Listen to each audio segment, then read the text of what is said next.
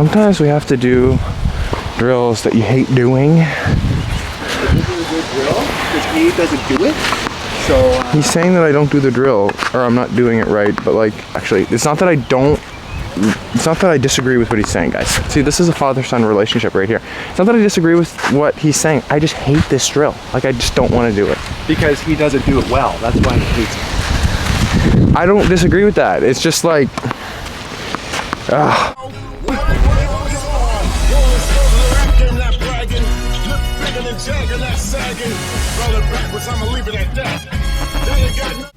What is up, everyone? Kate here from Rebby Tennis. Hope you guys are doing great today.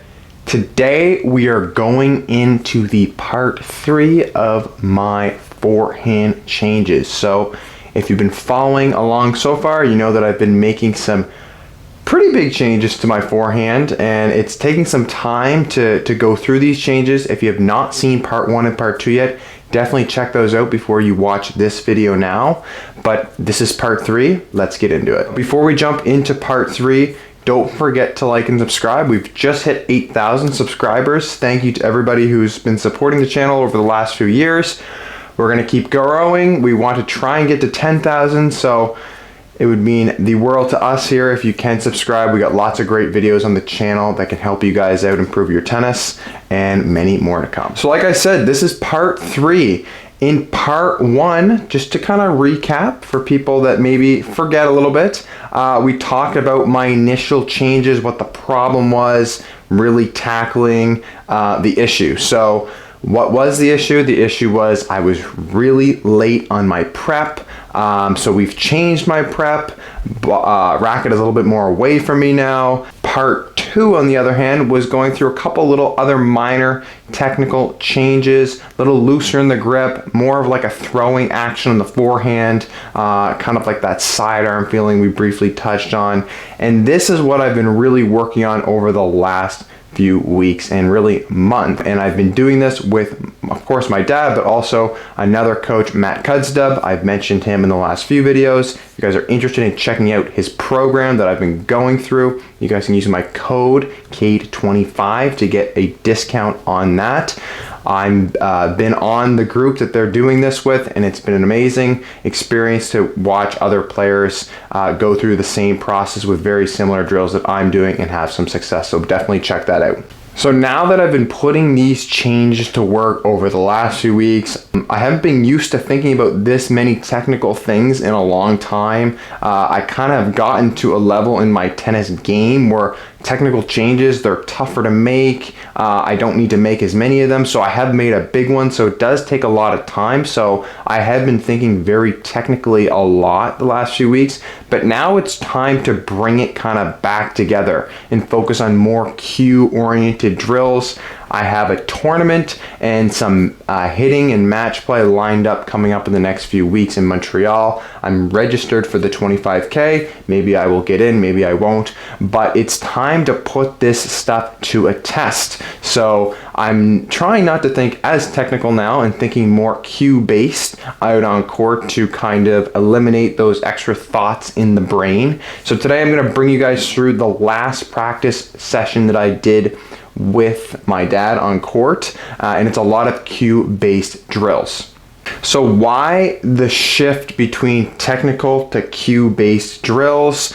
Well, I have been doing a lot of cue-based drills through this whole process, but there's been some more technical thinking, and like I said, I'm going to be going to play some tournaments here coming up, and I don't want to be thinking too much technically out on court when I'm playing against better players or in match play. So I don't know if you guys, this is a little of a side tangent here, but it is important. I don't know if you guys have read The Inner Game of Tennis. It's a great book. We've talked about this book way back in the early days of MP Tennis. My dad actually made a video about it. And it's very important about what goes on in the tennis player's mind up here. A couple things that I want to talk about here. The difference between self 1 and self 2. It's time to throw self 1 out the window and kind of let self 2 take control. So that means letting my body do my thing. So trusting myself, my body. I've been playing tennis a lot of my life. I know what I'm doing out here. Maybe have a cue here or there, but not too many technical things to focus on. So like I just said, of course, trusting my body. And the other thing that's very important is not being too judgmental either way. And what do I mean by that? If I have something very positively happen to me out on court, not getting too carried away with that, but also the negative as well. If I'm hitting some bad shots here or there, my forehand might not feel great. It's okay. It's a process. Know that these changes take time. And this is something that you guys can think about as well when you're on court. And it's definitely not an easy thing to do. I've definitely had my fair share of moments out on court in the last couple of weeks where I've just kind of felt like dog shit. And I just thinking things in my head like, why am I doing this? It doesn't feel any better. And you just really need to realize it's a process. It will help you in the long run, whatever your changes may be as a player. In my instance, we're talking about my forehand. All right, so now I'm going to bring you guys through the cue-based drills that we were doing on court. Of course, we had a warm-up, we worked on some other things, but this was really just, I'm going to bring you guys through the cue stuff that I worked on today. So the first one we did was bounce throw. So how this works, you can do it on the cross-court diagonal on your forehand and your backhand, or you can do it up the middle. So you just start hitting, you need to call out bounce throw. So when the ball bounces, you're saying bounce, and then literally right after that, you say throw, because the throw is supposed to simulate your racket coming through the ball. And this is a really good one for me right now because like I said in our last part 2 video, I'm working on that throwing action to kind of get that whip. I know some people don't like that term. I don't really like it either, but that kind of sensation coming through the ball, bounce, throw, is that one, how that one goes. And you can even add some variations to this. You can try and count balls past the service line if you want, but that's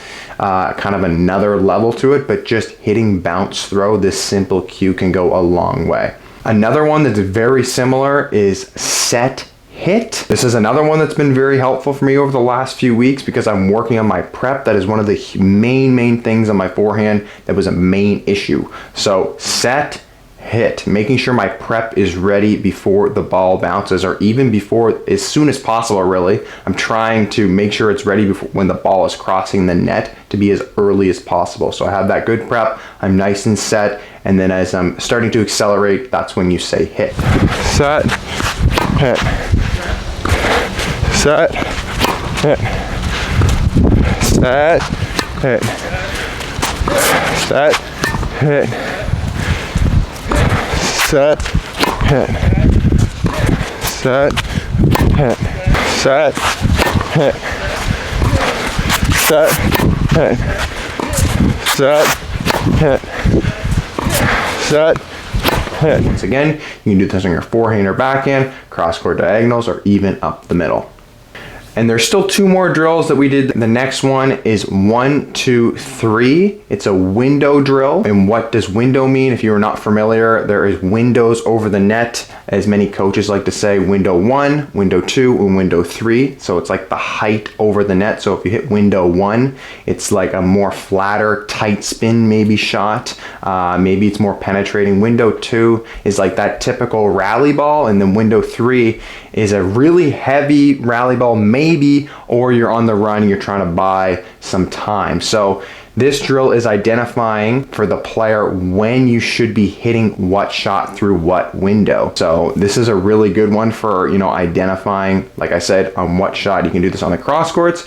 You can do it really just in a rally point play maybe, or just down the middle. We did down the middle and also on the cross court with my forehand. So when the ball is coming to you, you need to say out loud what window you were hitting through. Now this is one that gave me a little bit of trouble once in a while. It's happening fast when you're on court, right? So these decisions, you don't really realize that it's actually, you got to be making them quick. And this kind of ties back into the inner game of tennis and, the non-judgmental and just getting upset, letting the self one take over. I was definitely having trouble on this day. You might find it funny. It was not a fun time for me, but it's okay. So basically I have to hit 1, 2, or 3 window here and I have to call it out. 1, 1, 1, 1, 3, 2. That was good. 2, 2, 1. Might have been a 2. 2, 3. That's a 1.5. 1.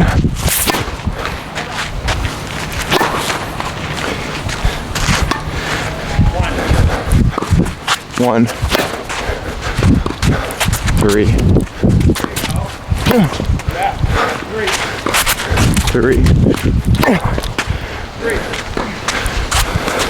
1, 2, 3, 1. The next drill is rise, peak, drop. So it's another cue drill, but you need to call out where you will be making contact with the ball. Are you going to hit it at the peak? Are you going to hit it while it's dropping? Or are you going to take it on the rise? So once again, what does peak mean? Peak means the ball is, you're hitting it when it is at the highest point. On the rise means it's bouncing and coming up to its peak, so you're trying to meet the ball on the way up. And then of course, drop is when the ball makes its peak and it's coming down. So you need to announce where you are hitting the ball, which is a tough task. It might seem a little easy, but it was very challenging for me. I'm someone that doesn't process things quickly anyway, so when we put this to work on the tennis court, it definitely gave me some trouble.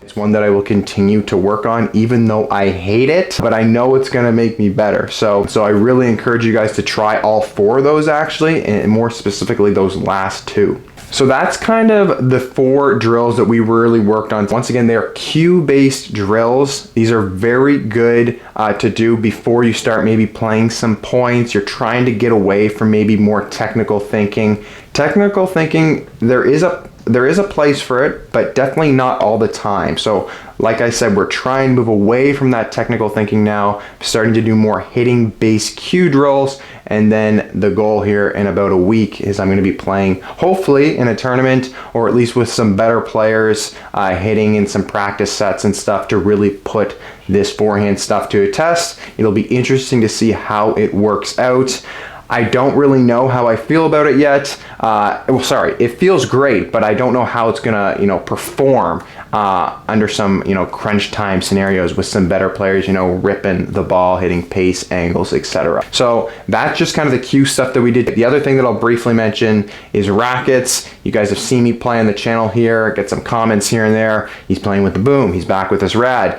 I just made a video about the Pure Aero 98. As of right now, I'm sticking with my Radical, but I am trying some rackets secretively on the side. I won't announce right now, but maybe there will be a switch, maybe not, but that's really to be determined. Time will tell. So that is going to be it for today's video, guys. This is part 3. We will have one more part coming with kind of the results of how this ended up doing, and then we'll catch you guys in the next video. So thank you for watching, and don't forget to like and subscribe.